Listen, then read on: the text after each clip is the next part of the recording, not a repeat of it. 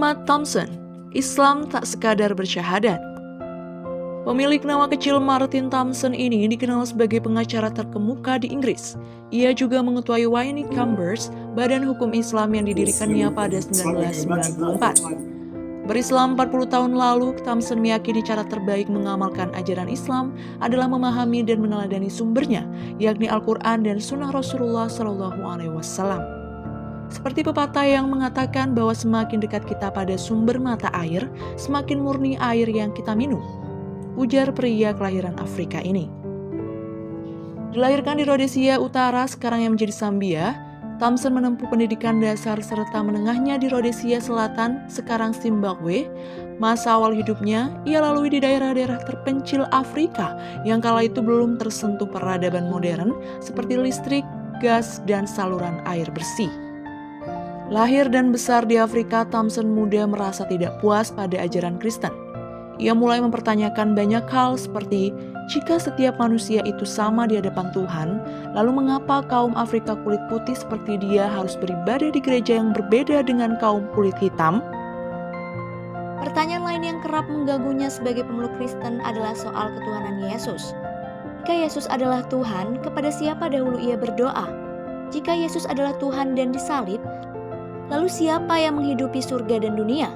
Pertanyaan itu tak pernah terjawab selama aku memeluk ajaran Kristen, ujar lulusan Exeter University, Inggris ini. Ketika berusia 12 tahun, Thompson sampai pada satu titik di mana ia mempercayai Tuhan dan Yesus. Hanya saja, aku tidak yakin pada gereja. Nanti pada berbagai pertanyaan itu, Thompson mulai membaca apapun dan memikirkan kehidupan yang dijalaninya sejauh itu. Ia mengunjungi berbagai kelompok spiritual dan mencoba meditasi selama beberapa bulan. Itu menenangkan, tapi sama sekali tak mengubah gaya hidupku. Hingga akhirnya Thompson bertemu Syekh Abdul Qadir Asyufi, tokoh tabiah penggagas gerakan dunia Murabitun. Pertemuan itu menjadi awal perkenalannya dengan Islam, agama yang tak pernah terpikirkan oleh Thompson sebelumnya. Saat berbicara dengan Syekh Abdul Qadir dan mendengarkan berbagai hal yang disampaikannya, Thompson merasa telah menemukan jalan menuju transformasi yang ia butuhkan. Sejak itu perlahan aku menemukan jawaban atas semua pertanyaan yang memenuhi otakku, katanya. Thompson pun rutin mengunjungi pusat kajian Islam Syekh Abdul Qadir. Ia juga membaca The Book of Strangers yang ditulis oleh sang Syekh. Thompson mantap mengakhiri pencariannya pada 13 Agustus 1973. Ia pun mengikrarkan syahadat dan berhaji 4 tahun kemudian.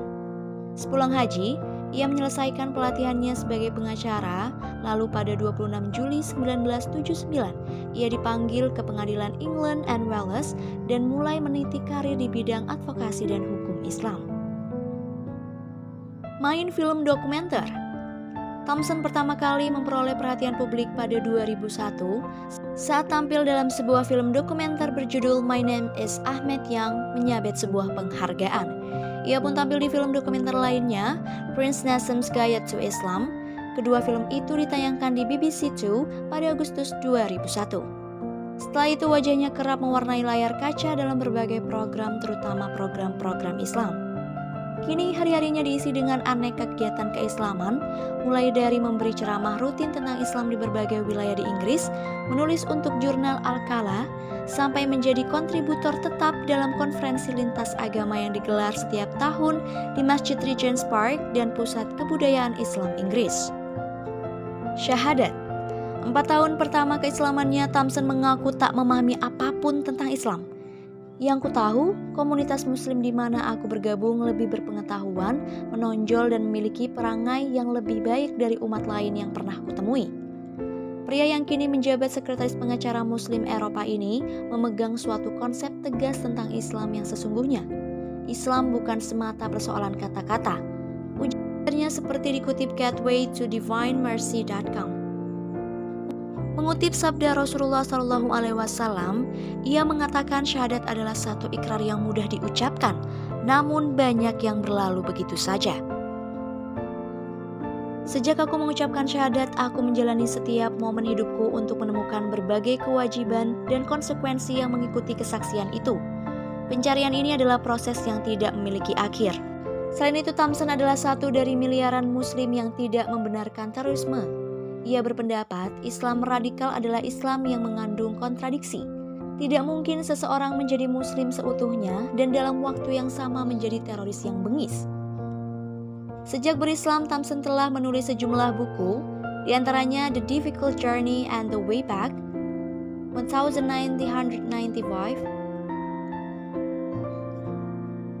1994, The Next World Order 1994, dan edisi revisi Jesus Prophet of Islam, and a Blood on the Cross disusun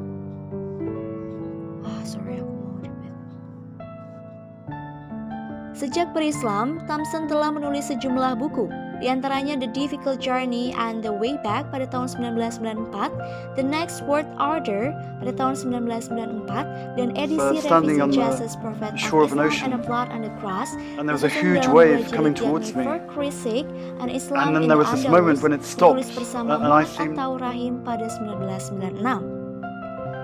Beberapa judul lainnya adalah Dajjal, The Antichrist pada tahun 1997, Making History 1997, The Last Prophet tahun 2000, dan Golden Days on the Open Road tahun 2005. Kemudian bersama Abdul Haq dan Aisyah Biwli.